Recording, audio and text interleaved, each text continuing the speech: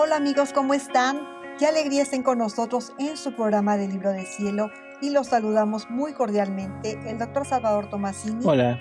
Alejandro Carrega Hola, buenas noches. Y su servidora Elvi Carrión. Damos comienzo con la lectura 1959, septiembre 13, 1926. El ser divino es equilibrado. El don del fiat divino pone todo en común. La justicia en el dar quiere encontrar el apoyo de los actos de las criaturas. Después de haber hecho mi acostumbrado giro en el supremo querer, rogaba al buen Jesús, a nombre de su creación y redención, a nombre de todos, desde el primero hasta el último hombre, a nombre de la soberana reina y de todo lo que ella hizo y sufrió, que el fiat supremo fuese conocido, a fin de que se establezca su reino con su pleno triunfo y dominio. Pero mientras esto hacía, pensaba entre mí, si Jesús mismo quiere y llama tanto que su reino sea establecido en medio a las criaturas, ¿por qué quiere que con tanta insistencia se ruegue? Si lo quiere, lo puede dar sin tantos actos continuos. Y mi dulce Jesús, moviéndose en mi interior, me ha dicho: Hija mía, mi ser supremo posee el perfecto equilibrio, y también en el dar a las criaturas mis gracias, mis dones, y mucho más con este reino del fiat supremo, que es el don más grande que yo ya había dado en el principio de la creación, y que el hombre con tanta ingratitud me rechazó. ¿Te parece poco poner a disposición suya una voluntad divina con todos los bienes que ella contiene, y no por una hora o por un día, sino por toda la vida? ¿Te parece poco que el Creador ponga en la criatura su voluntad adorable para poder poner en común su semejanza, su belleza, sus mares infinitos de riqueza, de alegrías, de felicidad sin fin? Y solo con poseer nuestra voluntad, la criatura podía adquirir los derechos de comunidad, de semejanza y de todos los bienes de su Creador. Sin ella, no puede haber derecho de comunidad con nosotros. Y si alguna cosa toma, son apenas nuestros pequeños reflejos y las migajas de nuestros interminables bienes.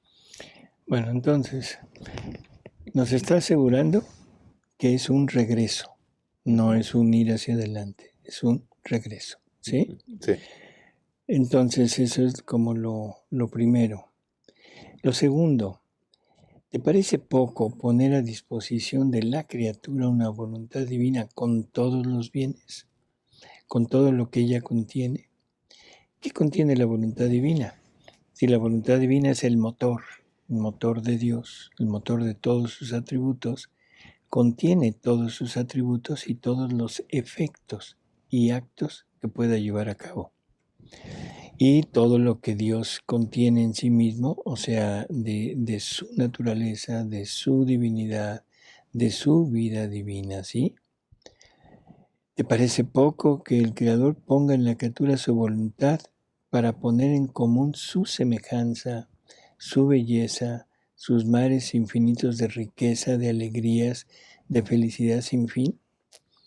Todos anhelamos llegar al cielo. Todos anhelamos llegar al cielo después de una vida mala, buena, regular, como haya sido. Y estamos prácticamente como resignados a pasar por el purgatorio para quitarnos lo que nos falta, lo que nos sobra de humano, y poner en nosotros lo que nos falta de divino, ¿no? El amor. Y a la hora que esto me lo ofrecen desde la tierra, no lo quiero aceptar. Eso es curioso. Lo quiero para después de la muerte, pero también quiero el disfrute aquí. Cuando que son dos cosas contrarias. El disfrute de aquí es contrario al gozo de allá. Y o me quito lo de aquí o no disfruto lo de allá. Y si disfruto lo de allá, no disfruto lo de aquí. ¿Sí? Sí. Yo estaba pensando también en otra forma. Por ejemplo, si uno se encontrara un mendigo en la calle, que si uno es dueño de un palacio y de todas las riquezas y todo, y se encuentra un mendigo en la calle que ya ha padecido muchos años y durante toda su vida y todo, y lo invita a uno a adoptarlo como hijo, y que sea dueño del palacio, va a llegar con una felicidad increíble. Ujú. Pero si nace un hijo, que su padre es dueño del palacio, de todo, es dueño, pero nace ahí el hijo y no conoce otra cosa más que ese palacio, pues es más fácil que se vaya y que no acepte lo que le están dando, que no lo valore, Ujú. ¿no? En cambio, el mendigo que ya padeció todo, es el que sí va a reconocer Lo lo que que sí está va recibiendo. y va a valorarlo. Ujú. Así es. Entonces, por eso, el hijo que era Adán, que no recibió eso, dice, bueno, vuélvanse mendigos entonces para que valoren lo que les estoy dando, ¿no? Así es. Sí, es curioso, ¿no? Bueno, y luego aquí dice algo que también es importante recalcar. Dice, solamente con poseer nuestra voluntad, la criatura podía adquirir los derechos de comunidad, de semejanza y de todos los bienes de su creador. O sea, el alma que vive en la divina voluntad adquiere los derechos. ¿Qué es un derecho, Alejandro? Pues una propiedad. O sea, por eso, si tú adquieres, si alguien te da los derechos sobre lo suyo, ¿qué te está dando? Pues soy como propietario Y que puedes disponer de ello todo eso. como tú quieras, ¿no? La posesión. O sea, ya no hay necesidad de pedir, de sugerir y hacer algo, sino tú lo haces o lo tomas porque es tuyo. Entonces nos está dando los derechos de comunidad, ¿sí? Con Dios. O sea que la misericordia, la bondad, la justicia, la pureza, la santidad, el amor de Dios, yo tengo el derecho de usarlo y de poseerlo. Ujú. Doctor, y cuando habla dice, mi ser supremo posee el perfecto equilibrio, quiere decir que todo lo que nos da está equilibrado, Ujú, todos sus atributos, todo lo que las gracias que quiere darnos. ujú, así es. Eso yo creo que lo vamos a ver un poco más adelante, porque hasta ahorita no ha dicho nada, ¿no? Ujú. Pero sí el equilibrio, Dios es equilibrio. No puede inclinarse hacia ningún atributo. Todos deben estar equilibrados. Y ese derecho se obtiene nada más por nacer. No, ese derecho es, bueno, por nacer Hijo en de la Dios, divina ¿no? voluntad, ¿no? Sí, bueno, por nacer hijo de Dios, nada más que es volverse hijo de Dios, digamos. O sea, no salirse. Pero ya en la divina voluntad. Pero en la divina Sí. voluntad. O sea, porque dice, Ajá. y solamente con poseer nuestra voluntad, Ujú, la criatura podía adquirir los derechos de comunidad. ujú. O sea que solamente poseyéndola, Ujú. Sí. no cumpliéndola. Ujú. ¿Sí? Dice ahora, un don Ahora, tan grande. un don tan grande, una felicidad tan inmensa, un derecho de semejanza divina con la adquisición de la nobleza de nuestra filiación, rechazados. qué tremendo, ¿no? Sí. Sí, tremendo. O sea, bueno, ¿para qué hablar? O sea, somos realmente, nos hemos dejado, no sé, cambiar, nos hemos dejado sojuzgar, dominar por la mentira. Mm. Esa mentira de Satanás, porque ese es el enemigo, esa mentira en que nos está diciendo continuamente, tú puedes ser como Dios, pero sin Dios. Ujú. Tú puedes ser creador, tú puedes ser redentor, solamente tú eres el que tienes el derecho de decidir sobre tu vida. Tú puedes, tú haces, tú todo, pero todo va en contra de Dios. Sí. ¿Qué? De veras, qué ilusos somos, ¿no? Ujú. Y se supone que nos hemos servido de los dones de Dios, como es la inteligencia, para negarlo.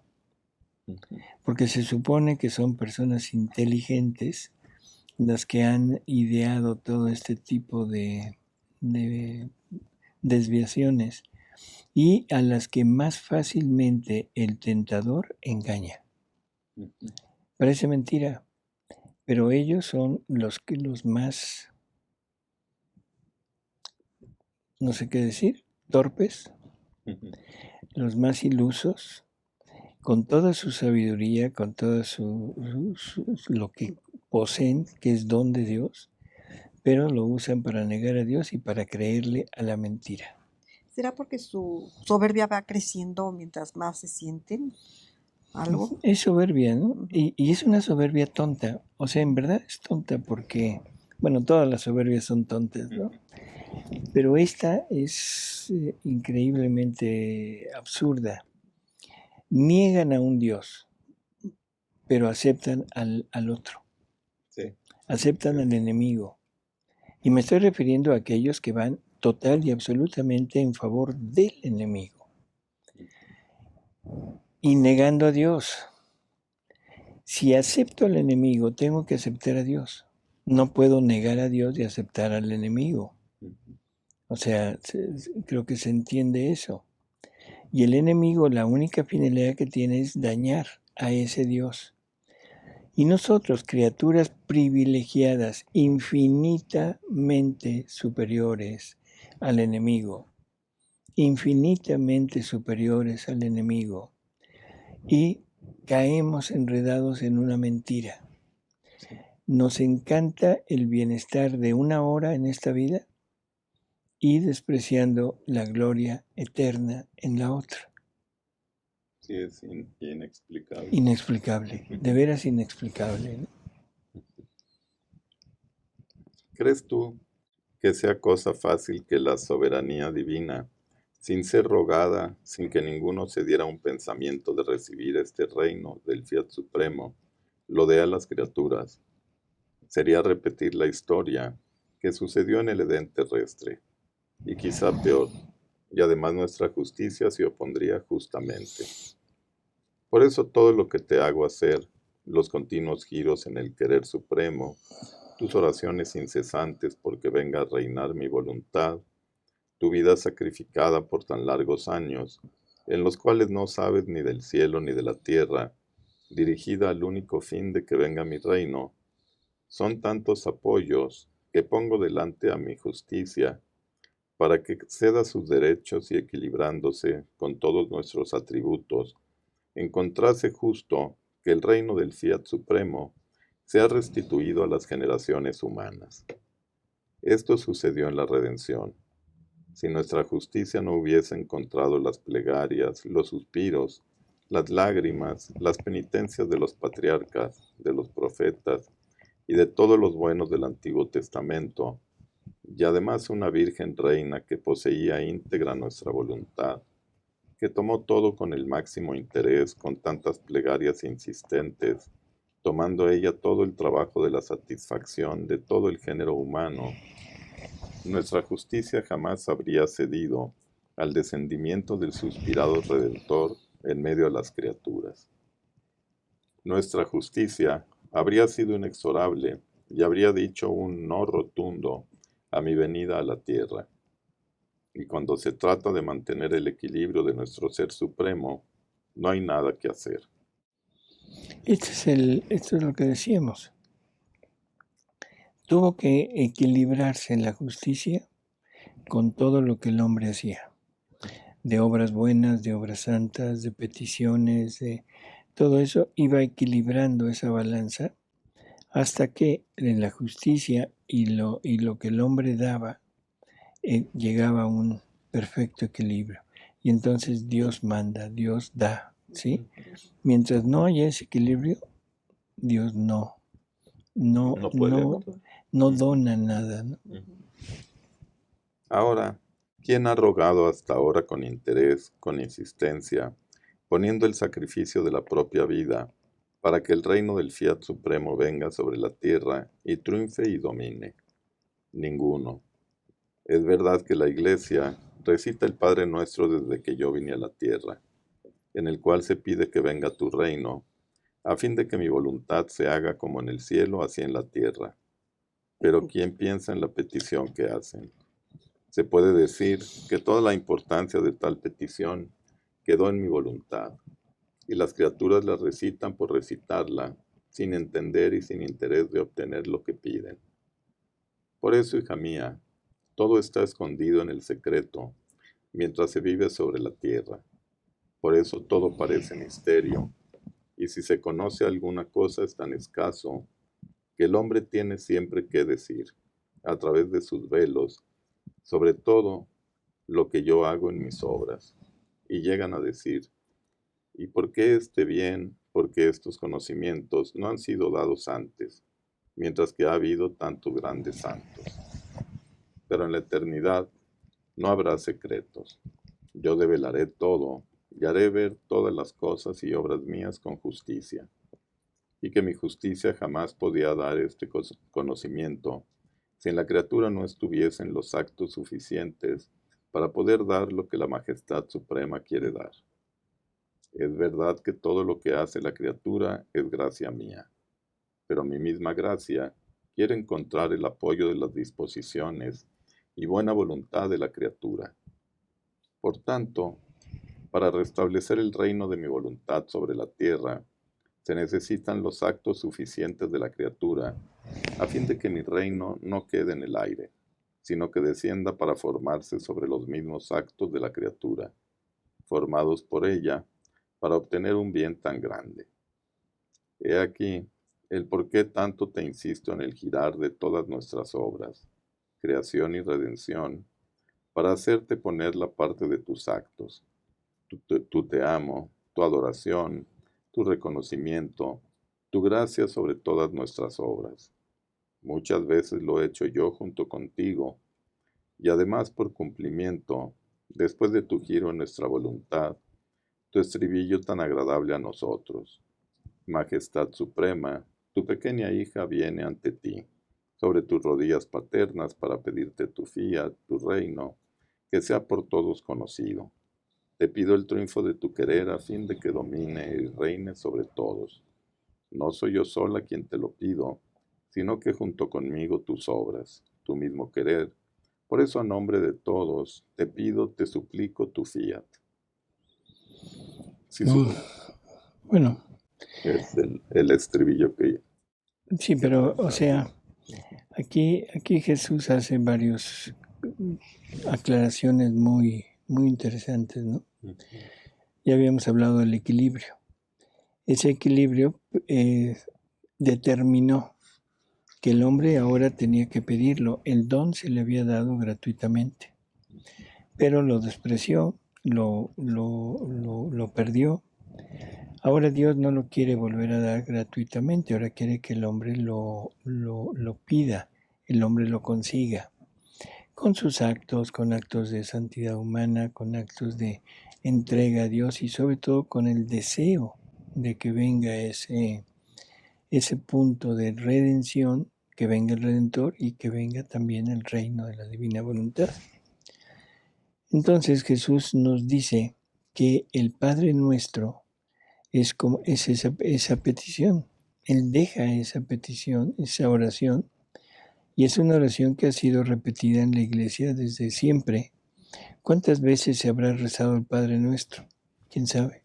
Increíble, imposible poderlo saber tanto en la iglesia como en las iglesias particulares que somos nosotros, ¿no? O sea, pero como no sabemos lo que pedimos, en realidad lo recitamos, pero como costumbre, entonces no estamos obteniendo lo que realmente contiene esta petición. Ahora, ¿qué más podía hacer Dios para dar esto? Definitivamente no hay nada más. Él dio todo, dio su vida, dio sus actos, dio todo para que el hombre lo quiera, pero siempre y cuando lo pida, lo desee, lo conozca, ¿sí? Y luego dice que todo esto no ha sido dado antes, ¿sí? O sea, ¿por qué? No importa la pregunta que se hacen, ¿por qué si ha habido tantos santos no se había dado este don? Bueno, creo que el punto es porque no se había completado el número de peticiones y el número de actos santos que Dios había determinado para darlo. Así que en términos generales yo diría que nosotros tenemos una enorme responsabilidad, porque el reino ya se dio, ya está en Luisa, pero ahora se necesita que este reino se extienda. ¿Y qué necesita para extenderse? Que lo pidamos. Y que actuemos en la divina voluntad, que pongamos un plano de actos divinos sobre el cual la divina voluntad pueda extender su reino y se comunique a todos los demás, ¿no? Sí. Y así la justicia divina se vería totalmente pagada y entonces completando los actos en nosotros es como la divina voluntad va a extenderse. Primero se pedía actos de santidad humana para darlo nuevamente. Y esos los hace toda la humanidad, pero es María quien llega y en la divina voluntad cumple con todo lo que la divinidad había pedido. Ahora se establece el reino ya en Luisa después de 2000 años, ya está establecido, pero para que se difunda, Jesús pide los actos de las criaturas que lo empiezan a poseer. Así que ahora es responsabilidad nuestra el qué tan rápido o qué tan lento se pueda extender este reino. Sí. Y ahora también es nuestra obligación constantemente estarlo pidiendo, porque ya sabemos que estamos pidiendo cuando decimos venga tu reino. Estamos pidiendo que se extiendan, ¿no? Exactamente. Así que bueno, y esto se obtiene con la vida en la divina voluntad. Por eso dice, por tanto, para restablecer el reino de mi voluntad sobre la tierra se necesitan los actos suficientes de la criatura, a fin de que mi reino no quede en el aire, sino que descienda para formarse sobre los mismos actos de la criatura, formados por ella para obtener un bien tan grande. ¿Sí? O sea que tenemos esa, yo le llamaría misión, ¿por qué no? Todos aquellos que conozcamos y que queramos vivir en este reino, tenemos como misión ahorita la de formar el plano donde se pueda extender ese reino. Hace unos momentos, platicando, sobre todo con Alejandro, él daba la opinión de unas raíces, o sea, se está formando el reino, como que Luisa es la semilla, luego los primeros que vivan en esto serán como las raíces, o sea, las que nutren, las que fortifican, las que mantienen al árbol, y poco a poco irá creciendo ese árbol, pero es responsabilidad nuestra, porque siendo la primera generación que tiene esto, prácticamente no nos puede tocar otro lugar más que siendo raíces, ¿sí? Para sostener y alimentar a todo ese árbol inmenso que se llama Reino de Dios en la tierra. Doctor, tengo una duda. Para que este reino se dé ya en la tierra, ¿tiene que haber ya un número de actos hechos en la divina voluntad? Okay. O sea, se tenía ese número de actos para que Luisa lo pudiera tener. Bueno, para que la criatura salida de pecado original pudiera tener. Luisa con sus actos empieza a completar el número de actos que la divinidad pide para que ahora lo dé a todos.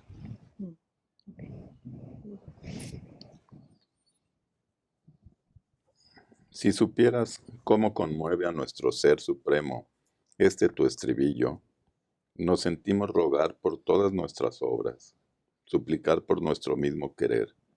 Cielo y tierra doblan las rodillas para pedirnos el reino de mi eterno querer.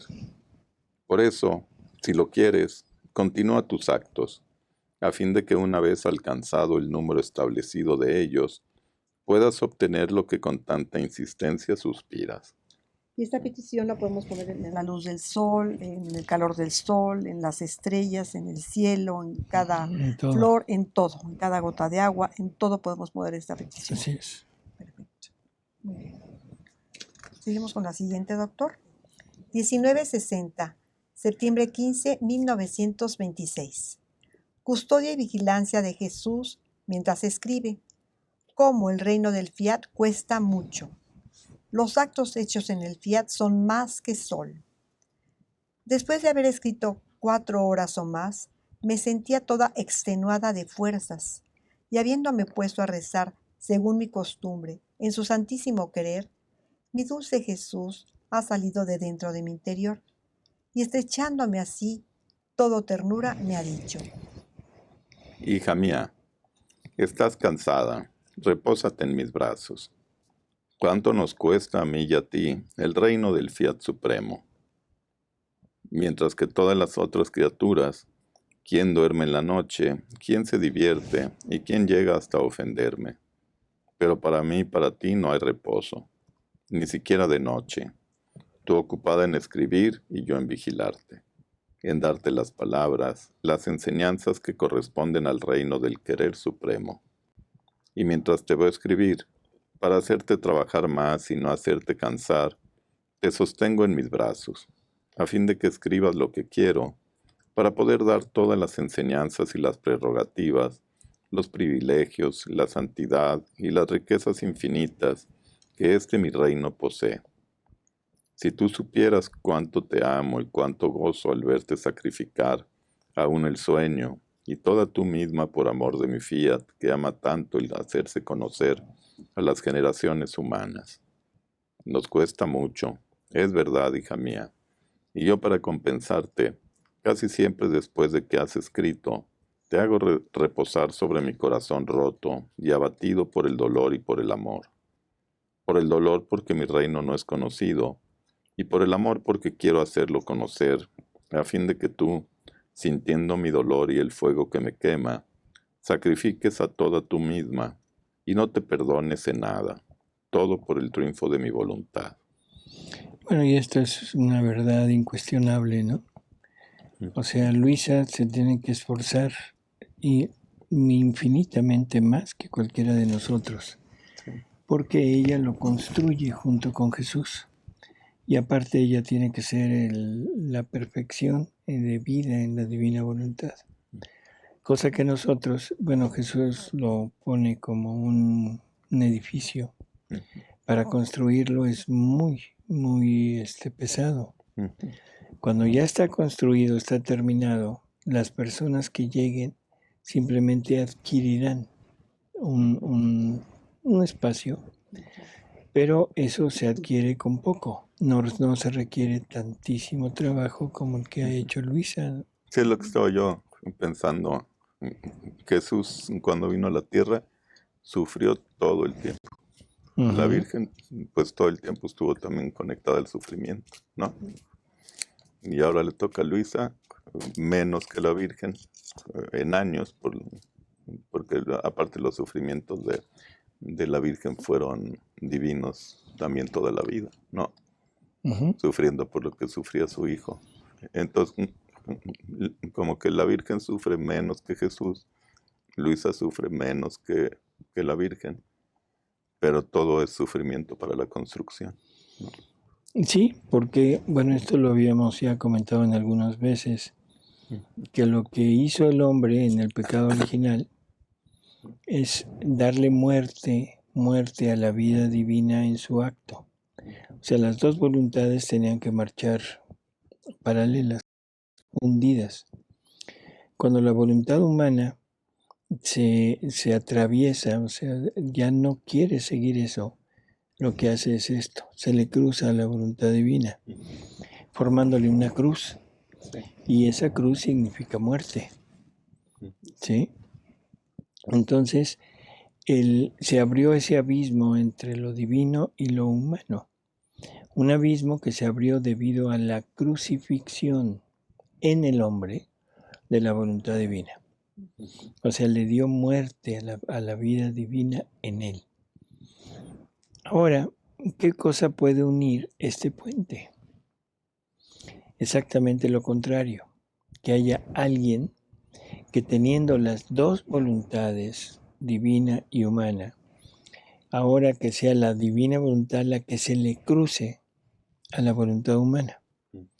O sea, es hacer el acto contrario, y ahora es la voluntad humana la que debe quedar crucificada. O sea que, y el único ser que lo puede hacer es Jesús, porque es el único que posee voluntad humana y voluntad divina todavía. Ahora, ¿a través de qué? Del sufrimiento, porque en todo va a ser una cruz. Y es una cruz que tiene que vivir Jesús, tiene que darle muerte a su voluntad en Él. No había otro camino, ¿sí? Entonces, el sufrimiento es el puente que se tiende entre divinidad y humanidad. Y el que quiera pasar ese puente tiene que pasar forzosamente por la cruz. Sí. No hay otra forma. Por eso es que Jesús siempre que llama o siempre que quiere que alguien lo siga, siempre dice, toma tu cruz y sígueme.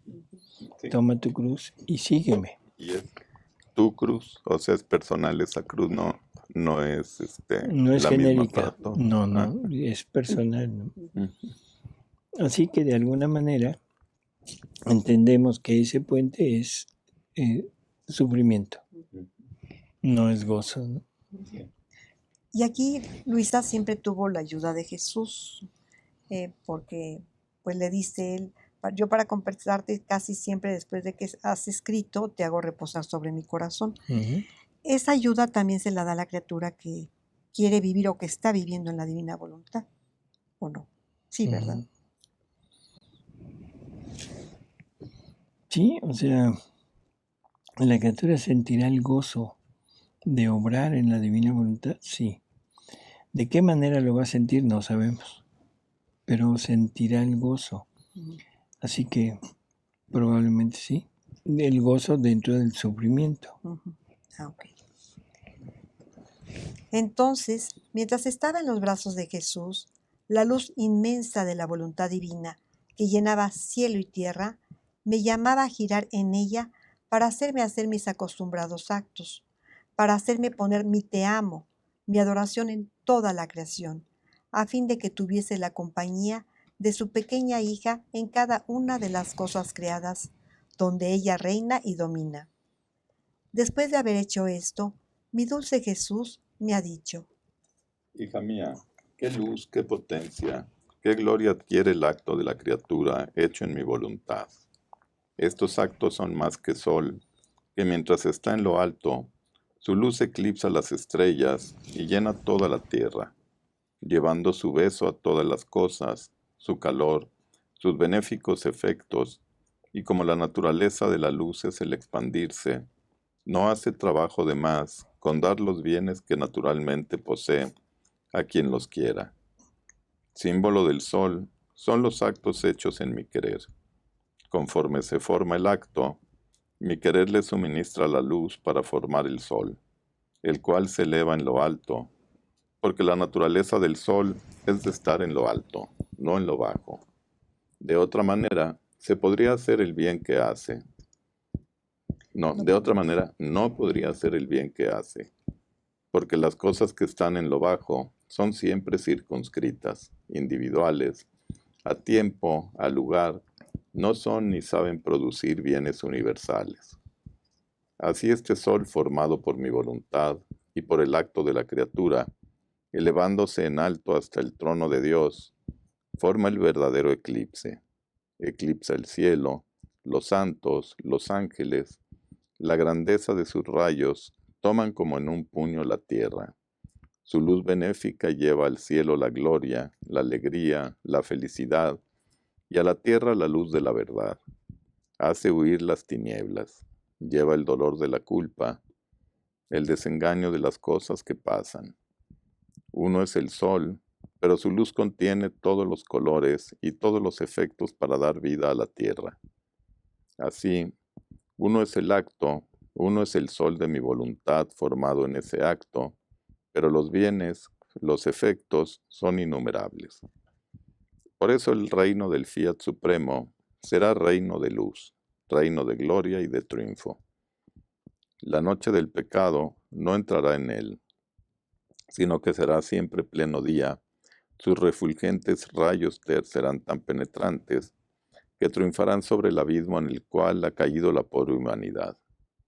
Por eso te he dicho tantas veces que tu trabajo es grande, por el haberte confiado mi voluntad divina, a fin de que con el hacerla conocer, tú pongas a salvo sus derechos, tan desconocidos por las generaciones humanas, y los bienes que de esto vendrán serán grandísimos, y tú y yo seremos doblemente felices por haber trabajado en la formación de este reino.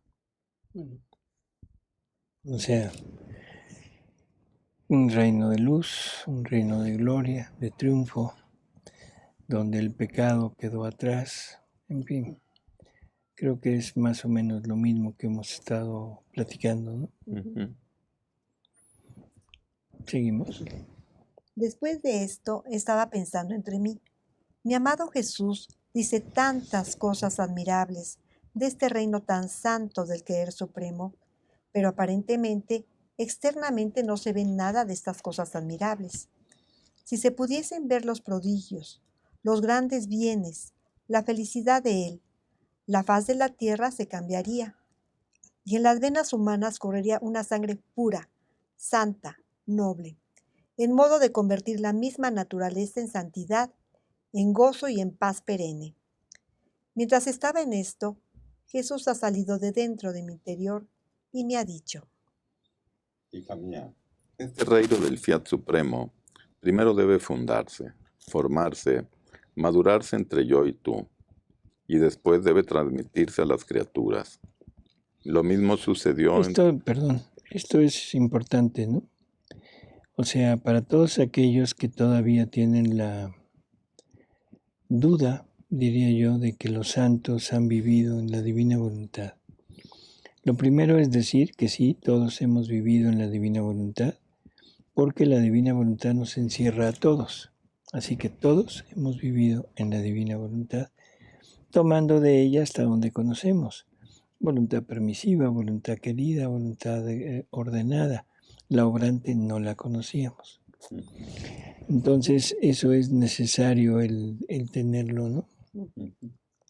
Otra cosa que es importante se forma entre Luisa y Jesús. Por lo tanto, antes de Luisa no había nadie que hubiera poseído este reino, porque se forma apenas a partir de Luisa. Entonces, Luisa tiene su papel predominante en este reino, que es la primera transmisión de ese reino en una voluntad salida de pecado original. ¿Sí? Seguimos. Hija mía, este reino del Fiat Supremo primero debe fundarse, formarse, madurarse entre yo y tú, y después debe transmitirse a las criaturas. Lo mismo sucedió entre yo y la Virgen. Primero me formé en ella, crecí en su seno, me nutrí de su pecho, vivimos juntos para formar entre los dos, al tú por tú, como si ningún otro hubiese, el reino de la redención. Y después fue transmitida a las otras criaturas mi misma vida y los frutos de la redención que mi misma vida contenía. Así será del Fiat Supremo. Lo haremos primero entre nosotros dos solos, al tú por tú, y cuando esté formado, yo pensaré en cómo transmitirlo a las criaturas. Un trabajo es más fácil hacerlo y llegar a buen fin cuando se forma en el secreto, en el silencio de dos personas que verdaderamente aman aquel trabajo. Y cuando está formado, resulta más fácil manifestarlo y darlo como don a los demás. Por eso déjame hacer y no te des ningún pensamiento. Bueno, déjame hacer, ¿no? Y Luisa lo dejó hacer. Y ahora estamos prácticamente nada más en ese punto de llegar a obtenerlo. ¿Sí? Pues amigos, se terminó el libro 19. Un libro muy, muy rico, muchas verdades muy grandes ya. Y el tiempo nos limita. Nos veremos en el próximo programa con la inauguración del libro 20 y donde nos acompañarán como siempre Elvi y Alejandro. ¿Sí? Hasta luego. Hasta luego, amigos. Gracias. Hasta luego, muchas gracias. Gracias, Padre.